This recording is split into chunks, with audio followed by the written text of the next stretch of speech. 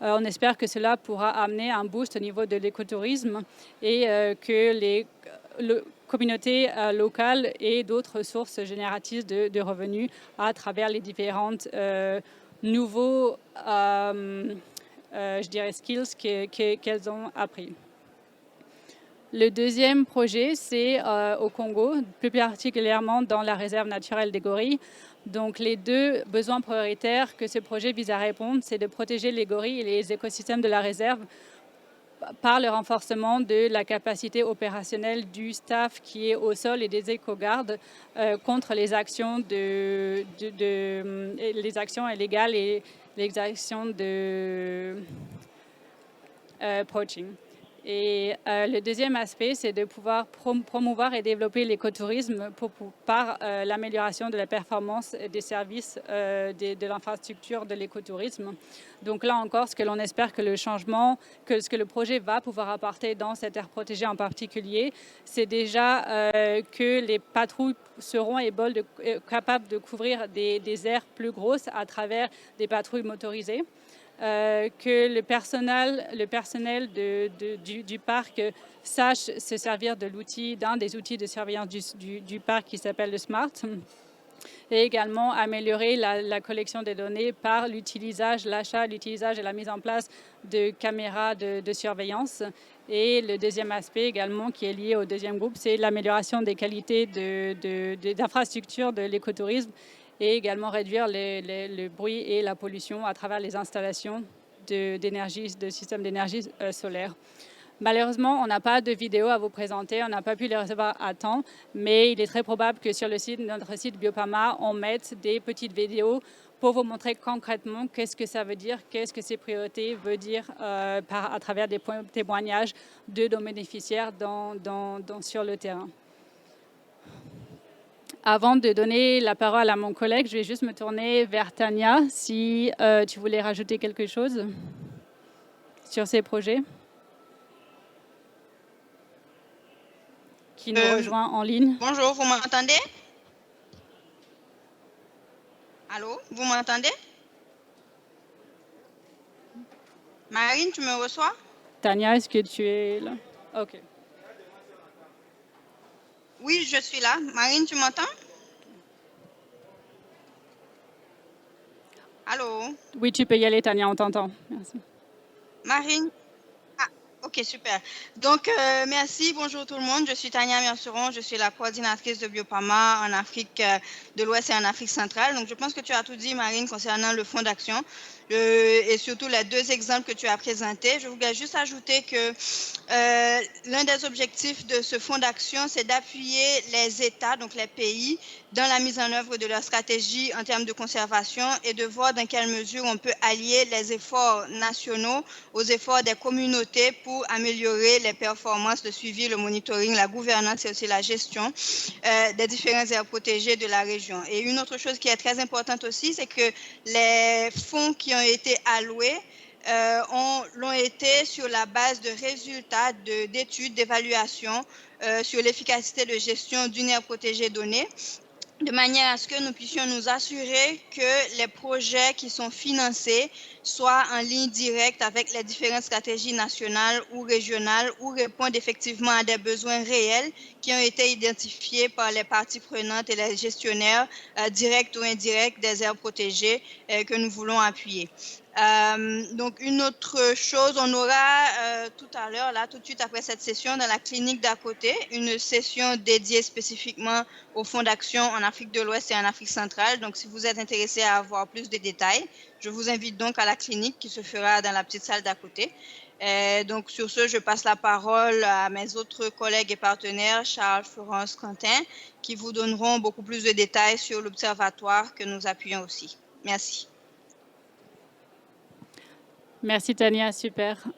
Donc maintenant, je vais repasser la parole à mon collègue Christian qui va vous introduire sur la suite du programme. Merci.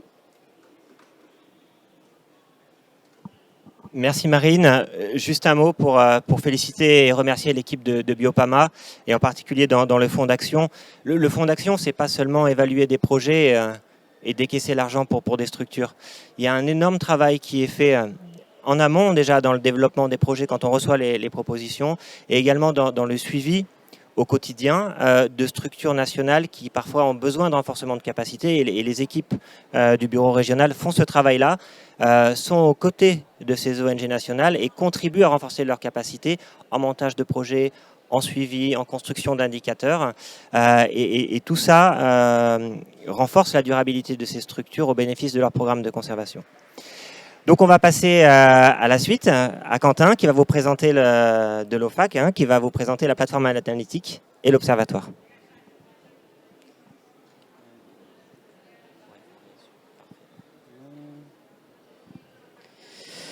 Alors bonjour à tous, donc je me présente, je m'appelle Quentin Jungers, j'interviens ici comme assistant technique en charge du système d'information de l'OFAC. Alors pourquoi est-ce qu'on intervient ici dans cette session? Parce qu'on est en partie appuyé par le programme Biopama, entre autres, avec un autre programme de l'Union européenne qui s'appelle RIOFAC, et des appuis également de la part de l'Allemagne. Donc juste rappeler, Christian l'a brièvement évoqué, mais qu'est-ce que c'est l'OFAC? Donc Biopama est un projet, il y a d'autres projets en appui à l'Observatoire, mais l'Observatoire est un instrument des pays d'Afrique centrale, donc de 10 pays qui sont organisés... j'ai enlevé le masque, qui sont organisés en une commission, la commission des ministres des forêts d'Afrique centrale, la COMIFAC. Et donc ces 10 pays ont décidé en 2011 d'établir un observatoire, qui est donc l'organe technique de la COMIFAC. Et cet observatoire a la charge de collecter l'ensemble des informations, les stocker, les analyser et les diffuser au niveau des décideurs de la région afin de mener des politiques de gestion durable des écosystèmes forestiers en Afrique centrale. Donc, comme je le disais, l'observatoire est un observatoire des pays qui est supporté par différents projets et qui mène des collaborations avec d'autres institutions, comme notamment le partenariat des forêts du bassin du Congo et d'autres institutions nationales. Donc voilà, de quoi on parle quand on parle de système d'information? C'est le core business de l'OFAC, c'est donc être capable d'aller chercher les données dans les pays, dans les aires protégées, dans les concessions forestières, à tous les endroits où il faut aller chercher pour la digérer et l'amener aux décideurs. Donc je ne vais pas aller trop dans les détails, mais donc ce qu'on a fait depuis 2006 maintenant, c'est de monter en place tous des réseaux de collecte de données. Alors c'est des réseaux maintenant donc, qui ont plus de 15 ans d'expérience, donc c'est des réseaux bien éprouvés avec des processus de contrôle qualité, de validation. On va jusque dans les aires protégées chercher l'information et on a dans chaque pays des mandataires qui vont chercher l'information au niveau des banques centrales, au niveau des ministères sectoriels, au niveau des instituts statistiques et autres fournisseurs de données. Donc comme je le disais, toutes ces données, il y a plus de, je crois, on est à plus de 500 indicateurs collectés depuis 15 ans, donc ça fait des bases de données gigantesques. On les traite et on les diffuse au niveau des décideurs sous différentes formes. On a des notes politiques, notamment les dernières qui traitaient sur les flux financiers dans l'aide au développement. Celle d'avant, c'était, si je me souviens bien, sur l'utilisation du bois illégal dans les marchés publics en Afrique centrale. On fait une multitude de cartes, donc des cartes régionales par exemple sur la dernière sur le secteur forestier, c'était les investissements asiatiques sur le secteur forestier et l'impact sur la certification du bois. On a des cartes aussi à l'échelle un peu plus locale sur des aires protégées transfrontalières. Donc souvent on a des gestionnaires d'aires protégées qui ne disposent pas d'informations au-delà de leur périmètre. Et nous, à travers nos réseaux, on est capable de brosser un état des lieux, des enjeux. La carte qu'on voit ici, c'était par exemple sur le nord-est de la RDC, où on avait une aire protégée qui avait du mal à travailler avec son homologue en Sud-Soudan et qui avait aussi besoin d'approcher le secteur minier parce qu'il y a une des plus grandes mines d'or au monde au sud du parc. Et donc nous, on est à même de pouvoir analyser la situation et fournir des recommandations. On a nos rapports thématiques, dont le dernier vient de sortir, Christian le parlait. Donc les deux rapports phares, c'est l'état des forêts d'Afrique centrale et l'état des aires protégées. Le dernier vient de sortir, malheureusement on ne peut pas le distribuer ici car la conférence est paperless, mais n'hésitez pas à aller sur le site de l'Observatoire, vous le trouverez en version numérique. Et enfin, c'est ce dont je vais vous parler un peu brièvement aujourd'hui, et il y aura une session clinique demain pour aller plus en détail, c'est le site web de l'OFAC. Donc le site web de l'OFAC a pour objectif de justement rendre disponibles toutes les informations en temps réel auprès des utilisateurs. Donc, je vais prendre le risque de naviguer en live sur le site de l'Observatoire. Donc, le site de l'Observatoire dispose d'une multitude d'outils. Là, je vais vous parler un peu de la plateforme analytique, qui est le dernier outil du site web de l'OFAC. Donc, comme je le disais, on collecte une multitude d'informations à différentes échelles et on tente de la rendre disponible ici, dans le site web de l'OFAC, de manière un peu organisée. Donc, on a différentes thématiques sur la gestion des forêts, la conservation de la biodiversité. On voit ici une thématique sur le plan de convergence. Le plan de convergence, c'est la politique régionale définie par la Comifac. Donc, on a d'autres thématiques qui viennent, comme l'utilisation des terres, le changement climatique, l'analyse des cadres juridiques. Ça, ce sont toutes des thématiques encore en cours de développement. Donc, on va peut-être vous montrer. Donc, on va se focaliser un peu sur les aires protégées. Donc, comme je disais, l'information est organisée par thématique et par échelle, parce qu'on collecte de l'information au niveau global. On a différents partenariats avec la base de données mondiale des aires protégées, avec le Centre commun de recherche de l'Union européenne. On va aussi chercher des informations sur les plateformes globales comme Global Forest Watch, que certains d'entre vous connaissent sûrement. Et ça, c'est pour le niveau global. On collecte de l'information au niveau régional, auprès des institutions publiques notamment, dans les pays, comme je le disais, dans les différentes administrations, mais également dans les sites. Et dans les sites, on travaille sur les aires protégées pour tout ce qui est conservation de la biodiversité. Et on a aussi un MOU avec l'Association technique internationale des bois tropicaux, qui, elle, est une sorte de syndicat des concessionnaires forestiers et qui nous permettent de récolter toutes les informations sur la production de bois, la certification, l'aménagement des concessions, etc. Donc, sur les aires protégées, donc, je vais peut-être naviguer, vous montrer. Je ne vais pas aller en détail parce qu'il y aura une session dédiée au portail demain ici en clinique. Mais donc, je vais juste vous montrer voilà, comment s'organise l'information. Donc, j'ai choisi la thématique biodiversité au niveau régional. Les premières choses que je vois, c'est qu'à droite, on a l'ensemble des données géospatiales qui sont disponibles au niveau de l'OFAC ici. On a une librairie multimédia en ligne. Et donc là, on a je crois qu'on est à 2500 documents, médias, toutes sortes de ressources disponibles. C'est interactif. Donc si maintenant je choisis une autre thématique sur une concession ou un pays, elle va automatiquement filtrer les informations qui concernent cette zone-là. On a récemment encodé plus de 1000 publications scientifiques uniquement concentrées sur les aires protégées. Donc si je navigue, je vais le faire tout de suite après, sur une aire protégée, on va voir toutes les publications scientifiques qui sont sorties sur cette aire protégée. Donc ça, c'est la librairie. Il y a une page dédiée à la librairie avec plus de critères de recherche, etc. Vous pouvez y accéder à partir de cette plateforme. Le deuxième outil qu'on voit sur la droite, c'est l'outil projet. Donc on a développé une plateforme qui recense toutes les initiatives financées en Afrique centrale. Et donc, si vous voulez, on a des points focaux au niveau de tous les principaux bailleurs en Afrique centrale qui, eux, encodent en ligne tous les projets. Dès qu'il y a un nouveau projet financé dans le domaine de l'aménagement du territoire, de la conservation de la biodiversité et de la gestion des forêts, ils encodent ça au travers d'accès spécialisés pour eux dans le site web de l'Observatoire. On est à peu près maintenant à 700 projets pour un peu plus de 6,5 milliards d'euros d'investissement, je pense. Et donc là, au niveau régional sur la biodiversité, on voit qu'on a 61 projets qui sont retenus, dont Biopama, dont on parle ici. Donc voilà pour la plateforme projet. Il y a une plateforme là aussi dédiée, vous pouvez y accéder ici, avec tous des critères d'analyse sur les types de financement, les canaux de mise en œuvre, toutes sortes d'analyses un peu plus poussées. Et enfin, on a ce dont je parlais, les indicateurs que l'on suit au niveau de l'Afrique centrale. On en a 400, je ne vais pas aller dans le détail. On peut voir, on parlait d'aires protégées surtout ici. Donc on peut voir par exemple, si on va dans la gestion, on peut voir toutes les aires protégées qui disposent déjà d'un plan d'aménagement. On peut aller télécharger ces plans d'aménagement quand ils sont rendus disponibles. On peut aller voir d'autres sur la politique régionale. On parlait beaucoup d'Haïti et maintenant on parle du post-2020. Mais donc on peut voir tous les pays qui ont atteint les objectifs d'Haïti en termes de superficie, d'aires de conservation, que ce soit maritime ou terrestre. On parlait hier à la présentation Nature Africa de l'Union européenne, on parlait de cette approche paysage en disant qu'on doit plus se concentrer uniquement sur les périmètres des aires protégées, mais on doit aussi favoriser le développement autour.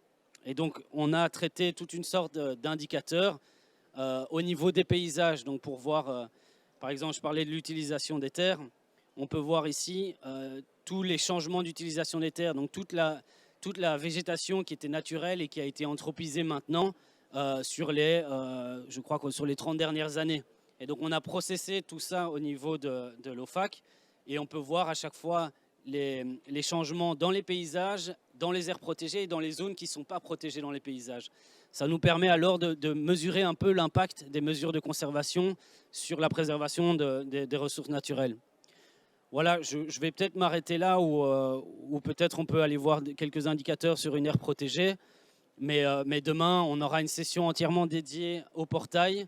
Donc n'hésitez pas à venir ici demain en Clinix, où là, vous pourrez poser toutes les questions sur le fonctionnement du portail, sur comment accéder aux informations, etc. Donc je prends une aire protégée ici, j'ai pris Ivindo. Voilà, vous voyez, on a énormément de sections sur la gestion, les espèces, les pressions que subissent l'aire protégée. Et toutes ces informations nous sont fournies par l'aire protégée. Donc c'est des informations qui sont à jour. On voit ici qu'on a 11 documents, donc on a les publications scientifiques notamment. On a les projets qui sont en cours ou achevés sur cette aire protégée. On a, bref, toutes sortes de ressources. Je crois que sur celle-ci, on a le plan d'aménagement d'ailleurs. Oui, on peut télécharger le plan d'aménagement. Voilà, on a à peu près 400 indicateurs disponibles au niveau de la plateforme. Je m'arrête là pour ne pas rentrer dans les détails parce qu'on n'a pas énormément de temps, mais n'hésitez pas à venir demain ou à me trouver après si vous avez plus de questions. Merci.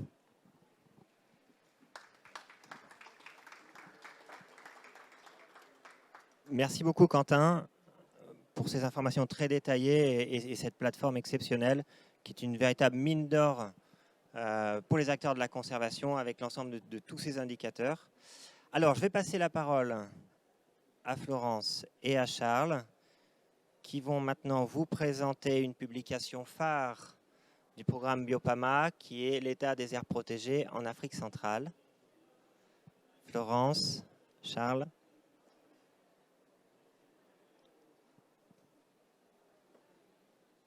Qui est très lourde. Félicitations. Merci Christian, bonjour à tous. Donc nous allons parler de la dernière publication de l'Observatoire que le projet RioFac appuie. Donc c'est une publication qui est donc, comme l'a dit mon collègue, disponible en ligne, en français et en anglais. Donc au niveau de la région, puisqu'il y a certaines personnes de la région qui sont là, il sera distribué en hard copy, évidemment. Et sinon, vous n'hésitez pas, si vous êtes dans la région, en tant qu'organisation ou représentant des ministères, de le demander. Donc, l'état des aires protégées, c'est 2 sections, dont une section qui porte sur la gouvernance des aires protégées et une autre sur le développement durable des aires protégées. C'est 9 chapitres thématiques. On part de la gouvernance en passant par le partenariat public-privé. On parle aussi de tout ce qui est information pour l'aide à la décision, les conflits hommes-éléphants, la transhumance, les industries extractives, l'écotourisme et le changement climatique. Donc l'approche qu'on a eue pour cette publication, on est sorti de l'approche habituelle qui est de parler d'air protégé versus pression.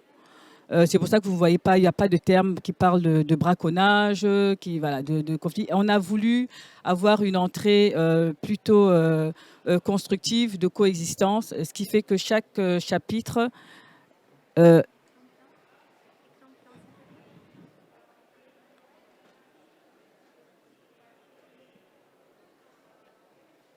chaque chapitre ici présenté, c'est plutôt une approche constructive pour essayer de montrer qu'à l'avenir, il faudrait aborder la gestion des aires protégées de manière, de toutes les façons, en tenant compte de l'humain et des objectifs aussi des pays de la région de vouloir se développer.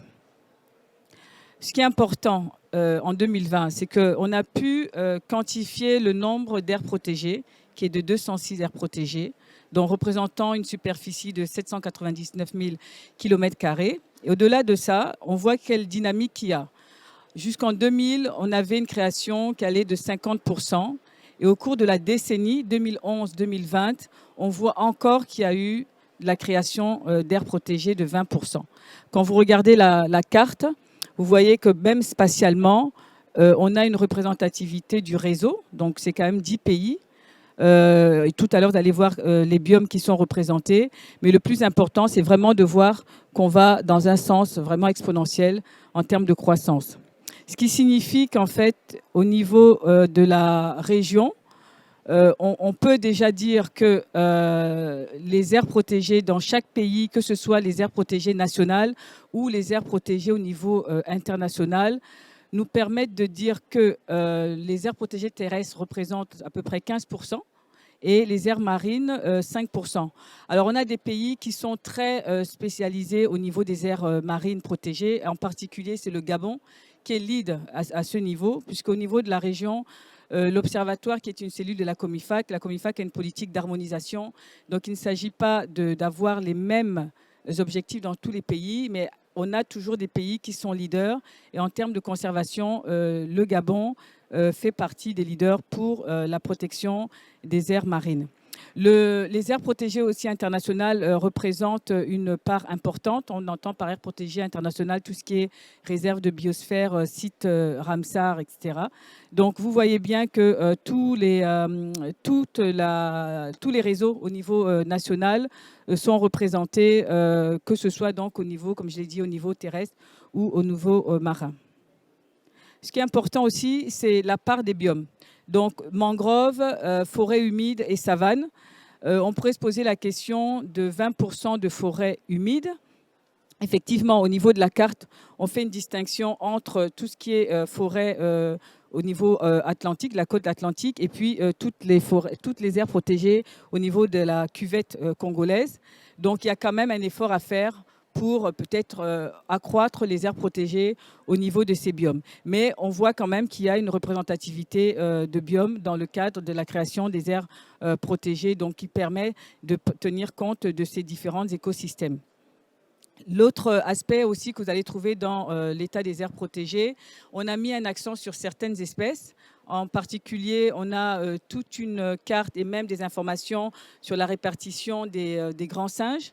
Et en termes pour la flore, on a aussi mis un accent sur des espèces comme le moabi.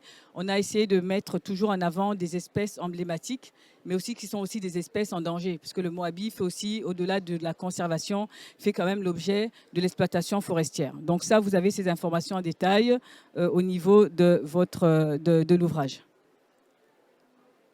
Donc on va continuer avec Charles qui va poursuivre. Oui, donc je vais continuer un petit peu à vous expliquer le contenu de ce document. Là, un des chapitres de l'état des aires protégées d'Afrique centrale 2020 traitait en particulier des relations entre les industries extractives et les aires protégées.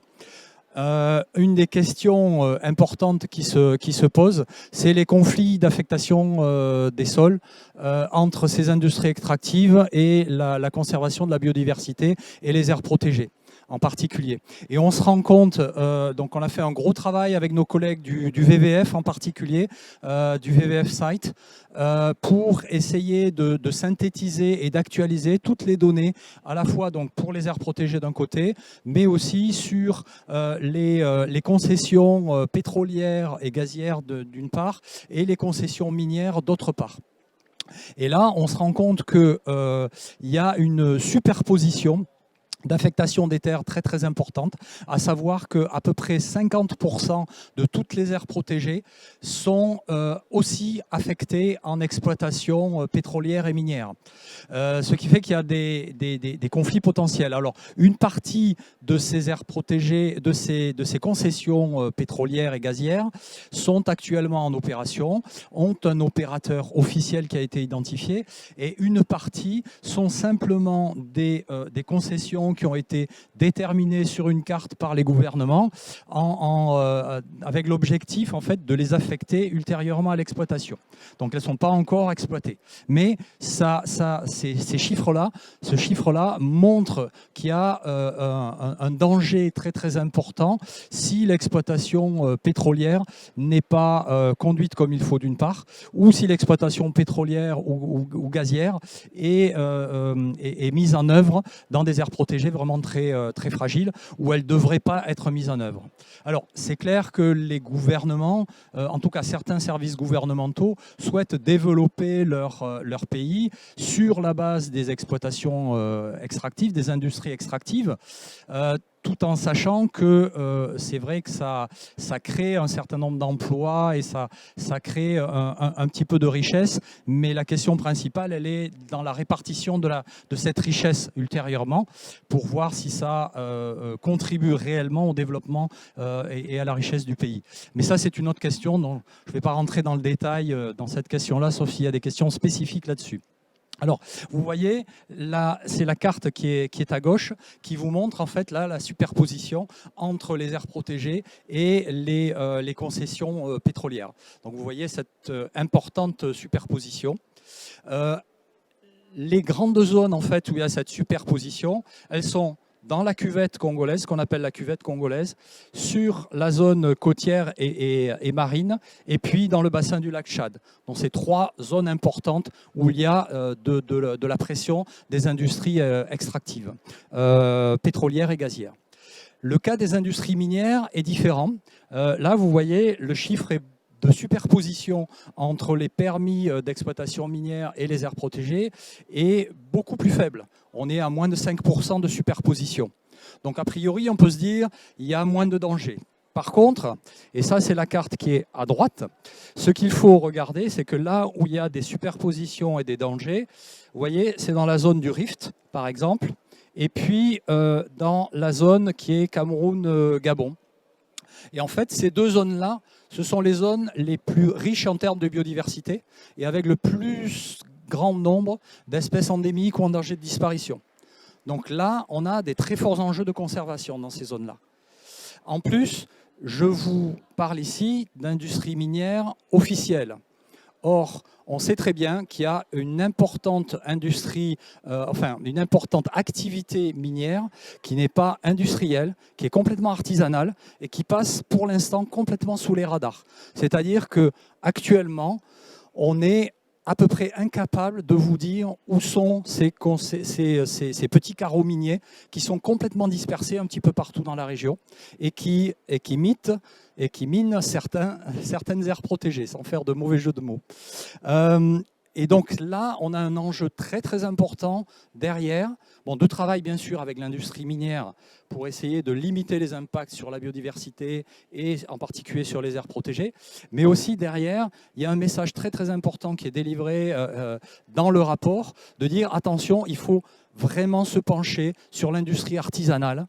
Il faut vraiment travailler avec les petits miniers. Il ne faut pas juste leur dire n'allez plus à tel endroit parce qu'ils ont besoin de vivre, ces gens-là.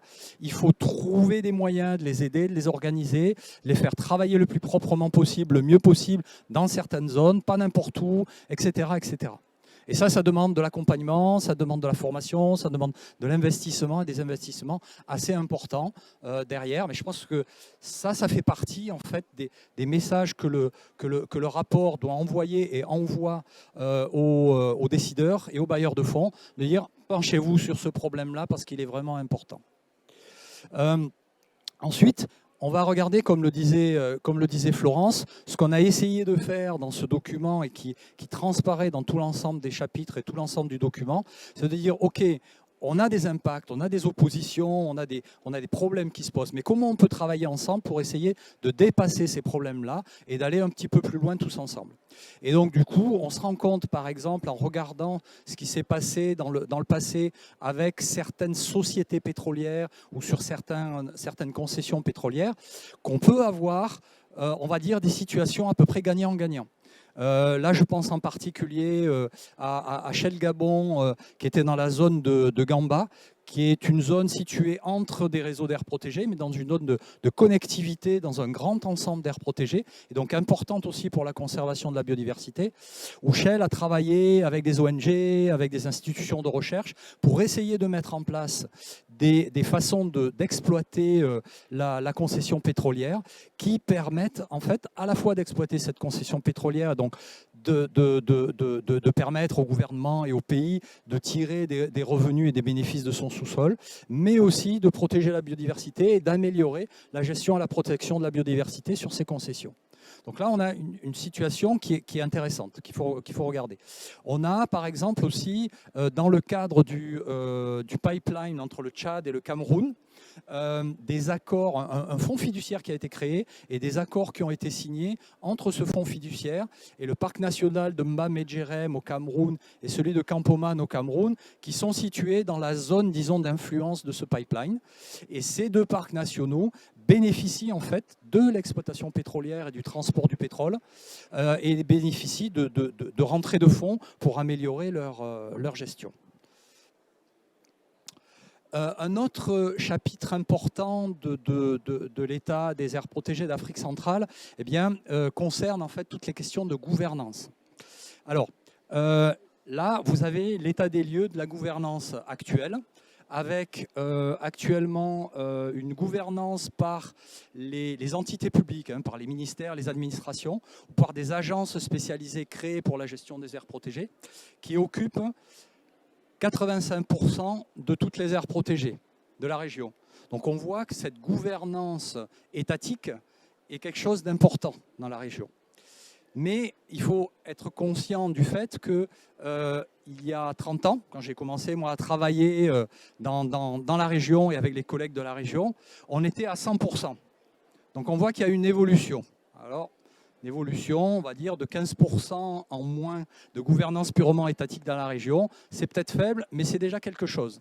Et c'est ce qui nous a incité à nous pencher un petit peu plus en détail aussi sur les autres types de gouvernance dans les aires protégées. Et de regarder un peu plus en détail aussi ce qui a pu changer dans la gouvernance publique. C'est-à-dire qu'il y a 30 ans, 100% des aires protégées étaient gérées par des administrations en charge des aires protégées, dépendant directement d'un ministère, donc dans le système administratif. Par contre, actuellement, on n'est plus qu'à 37% et on a basculé vers une gouvernance par des agences indépendantes comme l'ICCN, hein, l'Institut de conservation de la nature en République démocratique du Congo, qui était la première agence indépendante qui a été créée. On est à 63% de gestion par ces agences indépendantes qui ont une certaine indépendance de gestion et une certaine, on va dire, efficacité. Voilà, je ne rentre pas plus dans le détail. Ensuite, vous voyez en jaune clair, là, on a la gouvernance partagée. Cette gouvernance partagée, elle fait donc presque 15% des aires protégées. Et quand on parle de gouvernance partagée, il y a d'une part les gouvernances partagées plutôt avec des fondations, des grandes ONG de conservation, sous la forme de ce qu'on appelle les partenariats publics-privés, PPP. Et ça, c'est 90% de la gouvernance partagée. Toujours, je reviens en arrière, depuis 30 ans, il y a 30 ans, c'était zéro.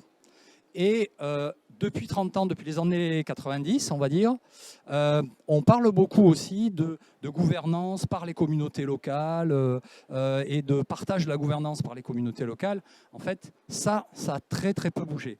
Et on voit qu'il y a à peu près 10% des aires protégées où il y a une gouvernance partagée, un début de gouvernance partagée entre le gouvernement et les communautés locales. Les vraies aires protégées à gouvernance communautaire, on en a recensé 2 dans la région. Et puis la gouvernance privée, une seule au Gabon. Et 2 en RDC, une seule au Gabon. C'est une situation qui est complètement différente, par exemple, de l'Afrique australe, où on a énormément d'aires protégées privées qui ont été développées au cours des années. Donc, vous voyez, c'est intéressant de regarder ça parce que ça donne une image intéressante de la façon dont les aires protégées sont gouvernées et gérées, qui prend les décisions et qui a réellement le pouvoir finalement. Et ça, c'est important d'analyser ça. Alors, je vais nuancer un petit peu mon propos là, par rapport à la gouvernance communautaire. À savoir qu'on se rend compte aussi, petit à petit, même dans des cas où on a une gouvernance qui officiellement est une gouvernance du gouvernement, hein, une gouvernance étatique, on voit qu'il peut y avoir déjà un petit peu un rôle consultatif déjà des communautés locales qui participent au moins aux discussions. Donc elles commencent à être un peu intégrées dans les discussions. Elles ne sont pas les décideurs finaux, mais elles commencent à être intégrées.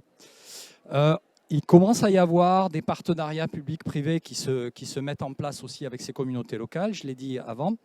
Et ensuite, on a effectivement, vous voyez, là je vous donne l'exemple, ce n'est pas la peine de regarder en détail ce schéma, mais il est intéressant, c'est dans le cadre d'un partenariat public-privé dans le parc national d'Odzalakokwa au Congo, où le gouvernement a signé un partenariat avec African Park Networks, donc African Park, qui gère l'aire protégée, mais les décideurs, le conseil d'administration de l'aire protégée, inclut aussi 2 représentants des communautés locales.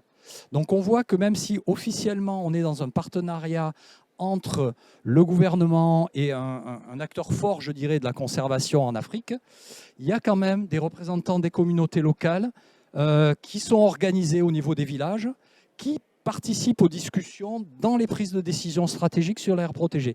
Donc on voit qu'on a des situations hybrides aussi qu'il faut aller analyser un petit peu plus en détail, parce que c'est ça qui est intéressant, c'est ça qui montre comment petit à petit l'ensemble des acteurs et des parties prenantes à la conservation, à la gestion, pas uniquement des aires protégées, mais de leur périphérie, sont impliqués dans la gouvernance de ces aires protégées. Et après, on a des cas qui sont intéressants, par exemple en RDC, il y a une loi qui permet aux communautés locales de faire une demande de concession forestière pour les communautés locales. Et ça, c'est un autre corpus de lois. Ce n'est pas les lois qui sont liées à la conservation de la nature, c'est les lois qui sont liées à l'exploitation forestière. Normalement, les concessionnaires forestiers, ce sont des privés. Et là, des communautés locales peuvent demander à gérer des concessions forestières, comme au Cameroun avec les forêts communautaires. Et dans certains cas, je vous cite le cas de la RDC, pourquoi c'est intéressant? Parce que dans certains cas, les chefs de terre, les communautés locales se sont organisés en association pour demander la création d'une concession forestière pour des buts d'exploitation durable un petit peu et de conservation. Et donc là, on n'est pas dans le cadre des aires protégées en tant que telles, hein, on est dans le cas des OECM, des autres types d'outils en fait, territoriaux pour la conservation de la biodiversité. Et ça, c'est important de mentionner que ça aussi, c'est en train de se développer. Voilà, je vais arrêter là. Si vous avez des questions, Florence, moi-même, Quentin, on est tous là pour répondre à ces questions. Je vous ai mis là tous les partenaires qui ont œuvré ensemble à la production de ce document. On était plus de 90 auteurs et contributeurs, donc ça a été un processus compliqué, mais on est arrivé au bout et je pense que Florence et moi-même, on est vraiment contents et soulagés d'être arrivés au bout de ce processus. Voilà, merci. Merci Florence, merci Charles pour votre présentation. On arrive à la fin de cette session. Avant de passer, il nous reste un petit temps pour les questions-réponses. Ce sera très rapide. Juste un petit rendez-vous.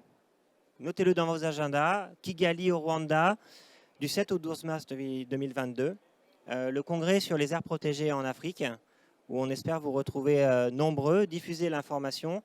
Ce sera un événement très important pour la conservation de la nature et en particulier pour les aires protégées du continent.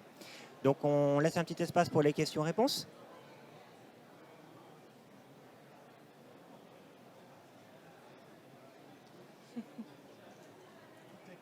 Tout était clair, hein?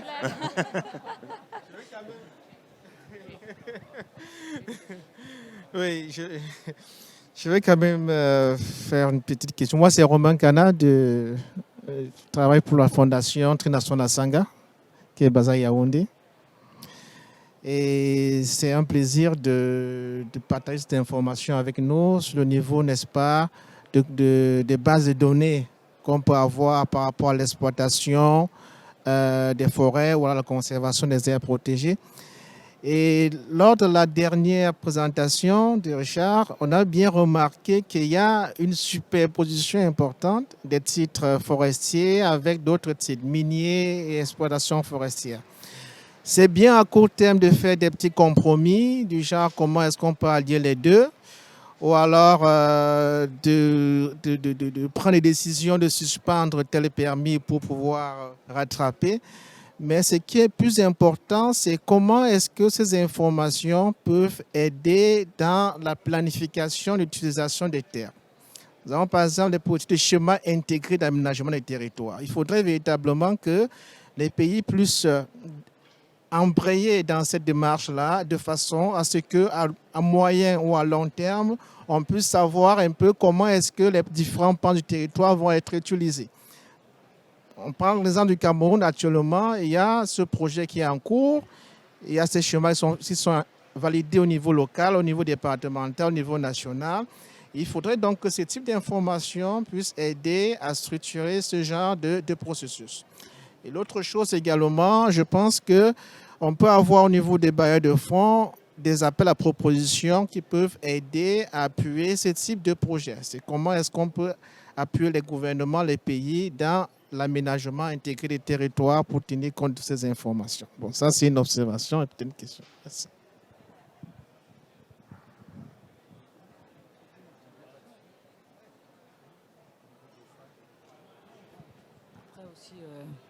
Oui, merci Romain pour cette observation. Oups. Ça va. Merci pour cette observation. En fait, quand on a élaboré l'état des aires protégées, la première chose qu'on voulait déjà, c'était de montrer quelles sont les informations qui étaient existantes pour vraiment distinguer qu'est-ce qu'on dit, quelles sont les aires protégées. Et on a voulu vraiment, déjà, et Charles l'a évoqué à la fin, de parler des autres zones, par exemple, de conservation. Et on se rend compte que quand on aborde le chapitre industrie extractive, au-delà justement des chevauchements dont on parle de chevauchements, il y a eu, avant l'état des aires protégées, il y a déjà eu les atlas, WRI, dans la région pour tous les pays. On comprend que c'est un problème d'aménagement du territoire. Et donc, en écrivant ces chapitres, vous avez vu qu'on partait de 200 pages, on en a 400 pages. Donc, effectivement, à chaque fois, on se disait, oui, c'est de l'aménagement du territoire. Et on a dit, oui, on va aller au-delà.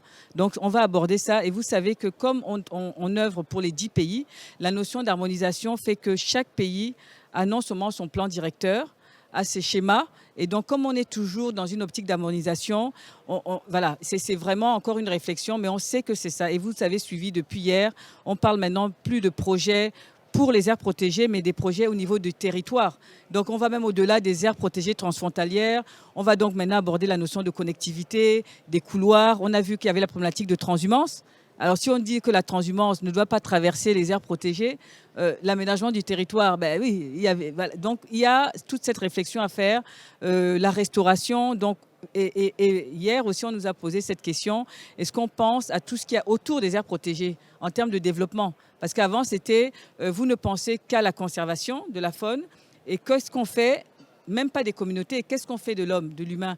Et donc, la perspective, c'est vraiment de développer des programmes, même s'ils s'appellent conservation ou nature, qui vont tenir compte, effectivement, de toutes les activités autour. Donc, c'est vrai que cette notion d'aménagement du territoire, et alors, au niveau technique, Quentin a parlé justement d'un autre module de paysage, et c'est dans cette optique que, justement, on va pouvoir avoir ces outils d'aide à la décision pour améliorer cela.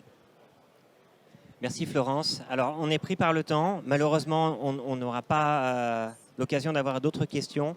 Mais je vous rappelle que demain, à 14 h, vous avez une clinique. C'est sur ce pavillon, derrière vous. Alors, les cliniques ne sont pas sur le programme officiel. Mais je vous confirme qu'à 14 h, vous aurez cette clinique, en particulier sur la plateforme analytique Hellofac. Donc, vous êtes les bienvenus. On sera là pour répondre à l'ensemble de vos questions. Merci pour votre participation. Et on se retrouve à Kigali.